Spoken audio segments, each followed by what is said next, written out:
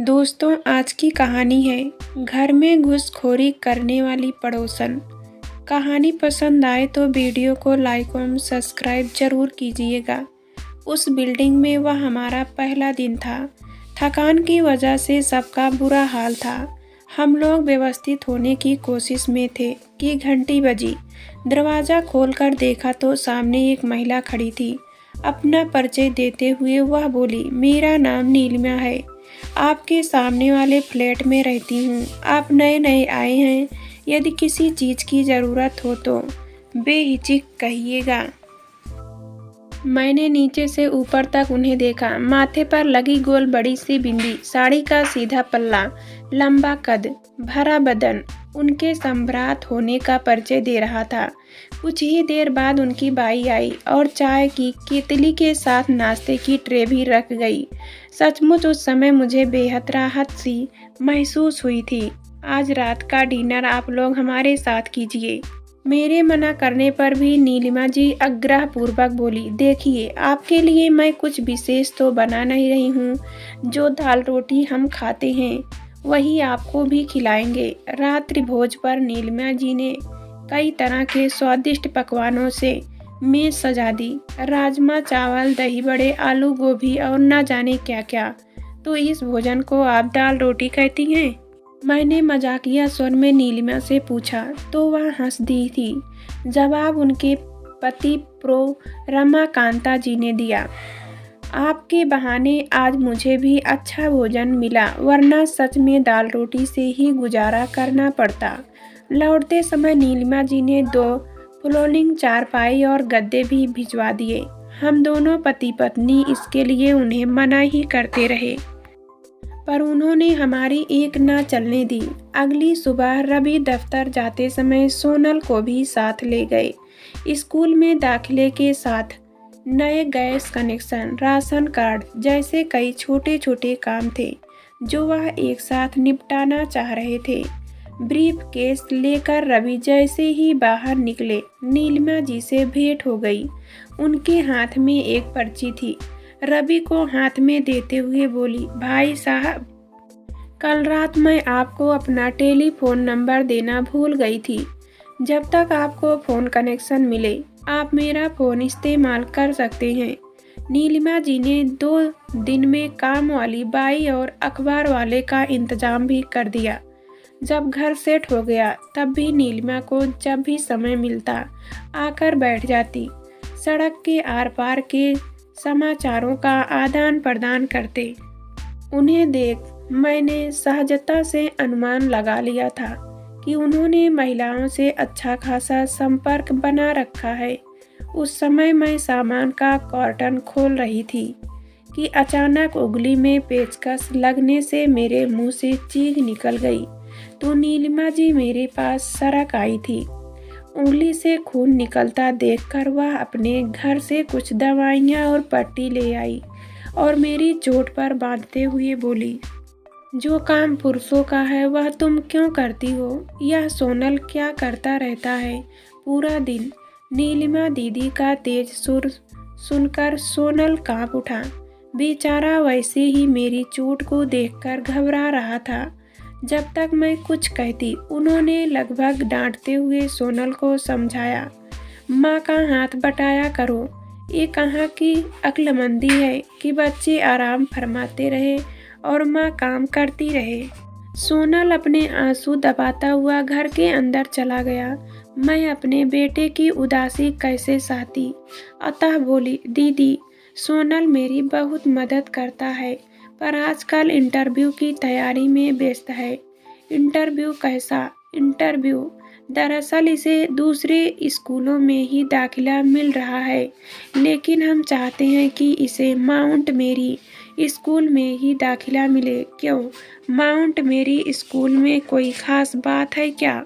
नीलिमा के भावें उचकाकर पूछा तो मुझे अच्छा नहीं लगा था। अपने घर किसी पड़ोसी का हस्तक्षेप उस समय मुझे बुरी तरह खल गया था। बात को स्पष्ट करने के लिए मैंने कहा, यह स्कूल इस नंबर 1 पर है। यहाँ आईआईटी और मेडिकल की कोचिंग भी छात्रों को मिलती है। अजी स्कूल के नाम से कुछ नहीं होता। नीलिमा बोली, पढ़ने वाले बच्चे कहीं भी पढ़ लेते हैं। या तो है, फिर भी स्कूल पर काफ़ी कुछ निर्भर करता है। कुशाग्र बुद्धि वाले बच्चे को अच्छी प्रतिस्पर्धा मिले तो वह सफलता के सोपान चढ़ते चले जाते हैं। लेकिन इतना याद रखना, सविता, इन्हीं स्कूलों के बच्चे ड्रिंक एक्टिव भी होते हैं। कुछ तो असामाजिक गतिविधियों में भी भाग लेते देख रहे हैं। इतना कहते कहते नीलिमा हाँफने लगी थी। खैर, जैसे तैसे मैंने उन्हें विदा किया। नीलिमा की ज़रूरत से ज़्यादा आवाजाही और मेरे घरेलू मामले में दखलंदाजी अब मुझे खलने लगी थी। कई बार सुना था कि पड़ोसिनें दूसरे के घर में घुसकर पहले तो दोस्ती करती हैं, बातें कुरेद कुरेद कर पूछती हैं, फिर उन्हें झगड़े में तब्दील करते देर नहीं लगती। एक दिन मैं और पड़ोसिन ममता एक साथ कमरे में बैठे थे। तभी नीलिमा आ गई और बोली, यह तुम्हारा पंखा बहुत आवाज़ करता है, कैसे सो पाती हो? यह कहकर वह अपने घर गई और टेबल फैन उठाकर ले आई। कल ही मिस्त्री को बुलवाकर पंखा ठीक करवा लो, तब तक इस टेबल फैन से काम चला लेना। पड़ोसिन ममता के सामने उनकी यह बेवजह की घुसपैठ मुझे अच्छी नहीं लगी थी। रवि दफ्तर के काम में बेहद व्यस्त थे, इसलिए इन छोटे छोटे कामों के लिए समय नहीं निकल पा रहे थे।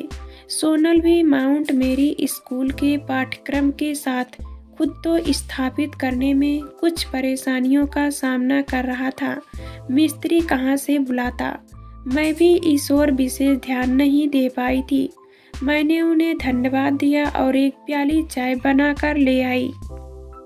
चाय की चुस्कियों के बीच उन्होंने टटोलती सी नजरें चारों ओर फेंक कर पूछा, सोनल कहाँ है? स्कूल में ही रुक गया है। कॉलेज की लाइब्रेरी में बैठकर पढ़ेगा, आ जाएगा 4 बजे तक। नीलिमा के चेहरे पर चिंता की आड़ी तिरछी रेखाएं उभर आई। कभी घड़ी की तरफ देखती तो कभी मेरी तरफ। लगभग 4:15 बजे सोनल लौटा और किताबें अपने कमरे में रखकर बाथरूम में घुस गया। मैंने तब तक दूध गर्म करके मेज पर रख दिया था। नए कपड़ों में सोनल को देखकर नीलिमा जी ने मुझसे प्रश्न किया, सोनल कहीं जा रहा है? हाँ, इसके एक दोस्त का आज जन्मदिन है, उसी पार्टी में जा रहा है। सोनल घर से बाहर निकला तो बुरा सा मुंह बनाकर बोली, सविता, जमाना बड़ा खराब है। लड़का कहाँ जाता है, क्या करता है, इसकी संगत कैसी है, आदि बातों का ध्यान रखा करो। अपना बच्चा चाहे बुरा ना हो, लेकिन दूसरे तो बिगाड़ने में देर नहीं करते। नीलिमा की आए दिन की टीका टिप्पणी के कारण सोनल अब उनसे चिढ़ने लगा था। उनके आते ही उठकर चला जाता। मुझे भी उनकी ज़रूरत से ज़्यादा घुसपैठ अच्छी नहीं लगती थी, किंतु उनके सहृदयी स्नेही स्वभाव के कारण विवश हो जाती थी। धीरे धीरे मैंने अपने घर का दरवाज़ा बंद रखना शुरू कर दिया। घर के अंदर घंटी बंद करने का स्विच और लगवा दिया। अब जब भी दरवाजे पर घंटी बजती, मैं आई हॉल में से झांकती।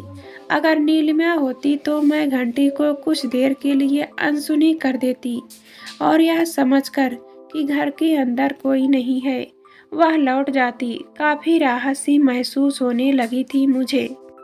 कई आधे अधूरे काम निपट गए, कुछ लिखने पढ़ने का समय भी मिलने लगा। सोनल भी अब खुश रहता था। पढ़ने के बाद जो भी थोड़ा बहुत समय मिलता वह मेरे पास बैठकर बिताता। शाम को जब रवि दफ्तर से लौटते हम नीचे जाकर बैठ जाते। कुछ नए लोगों से जान पहचान बढ़ी, कुछ नए मित्र भी बने। उन्हीं दिनों मेट्रो में एक नई फिल्म लगी थी। हम दोनों पति पत्नी पिक्चर देखने गए। अचानक रवि के मोबाइल की घंटी बजी। नीलिमा जी थी। बदहवास परेशान सी बोली, भाई साहब, आप जहाँ भी हैं जल्दी घर आ जाइए। आपके घर का ताला तोड़कर चोरी करने का प्रयास किया गया है। धक से रह गया दिल। पिक्चर आधे में ही छोड़कर दौड़ती भागती मैं घर की सीढ़ियां चढ़ गई थी। रवि गाड़ी पार्क में कर रहे थे। दरवाजे पर ही रमाकांता जी मिल गए।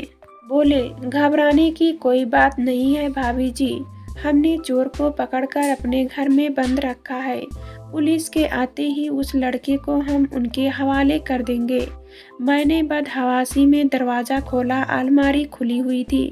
कैमरा, वॉकमैन, घड़ी के साथ और भी कई छोटी छोटी चीज़ें थैले में डाल दी गई थी। लॉकर को भी चोर ने हथौड़े से तोड़ने का प्रयास किया था, पर असफल नहीं हो पाया था।